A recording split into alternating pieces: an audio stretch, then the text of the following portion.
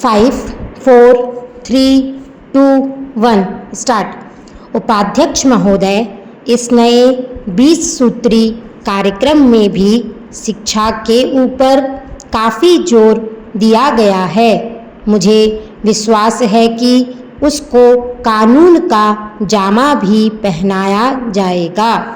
कानून का जामा अगर पहना दिया जाए तो उससे एक लाभ यह होगा कि 18 वर्ष तक के बच्चों को पढ़ाना ही पड़ेगा।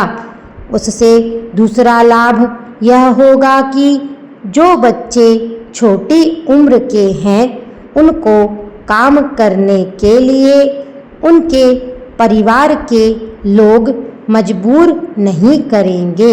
मैं आपसे एक और निवेदन इस संबंध में करना चाहता हूँ। मेरा यह विश्वास है कि माननीय संसद सदस्य जब इसमें हिस्सा लेंगे तो ज़रूर उस पर प्रकाश डालेंगे। मैं निवेदन करना चाहता हूँ कि आज देश में अलग रहने की भावना बढ़ती चली जा रही है। आज स्थानीय दल केंद्रीय दलों से अधिक मजबूत होते चले जा रहे हैं। आज भाषा को लेकर विरोध है। भाषा कभी भी विरोध का विषय नहीं होनी चाहिए।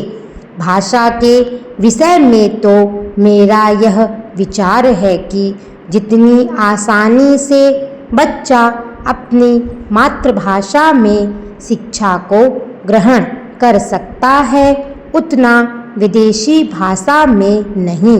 विदेशी भाषा चाहे कितनी लचीली क्यों ना हो, चाहे कितनी विकसित क्यों ना हो, उससे बच्चे का विकास नहीं हो सकता।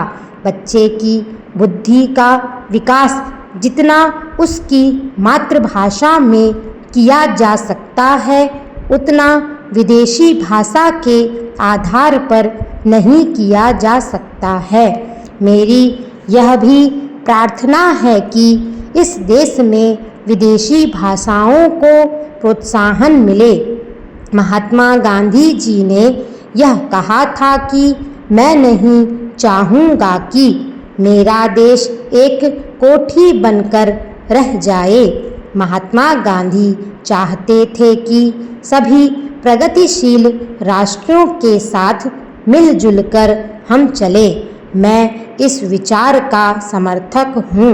मैं किसी भाषा का विरोधी नहीं हूँ, लेकिन मातृभाषा में जितनी तेजी के साथ, जितनी मजबूती के साथ बच्चे की बुद्धि का विकास हो सकता है उतना अंग्रेजी से नहीं हो सकता।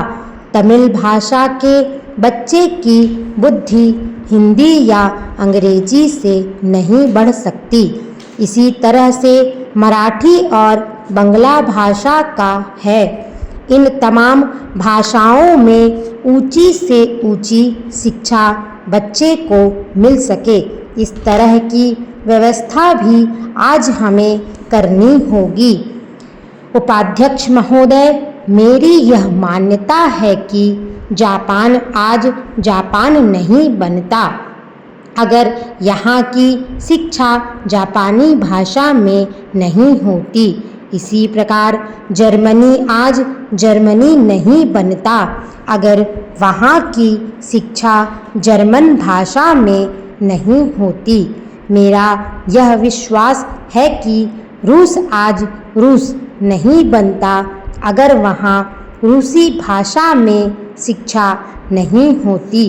इसी तरह भारत में जब तक मातृभाषा ना हो तब तक भारत विकसित नहीं हो सकता। उसके बच्चों की बुद्धि का विकास करके उसको आगे नहीं खड़ा किया जा सकता जब तक कि यहाँ के बच्चों की शिक्षा उनकी मातृभाषा के जरिए ना हो।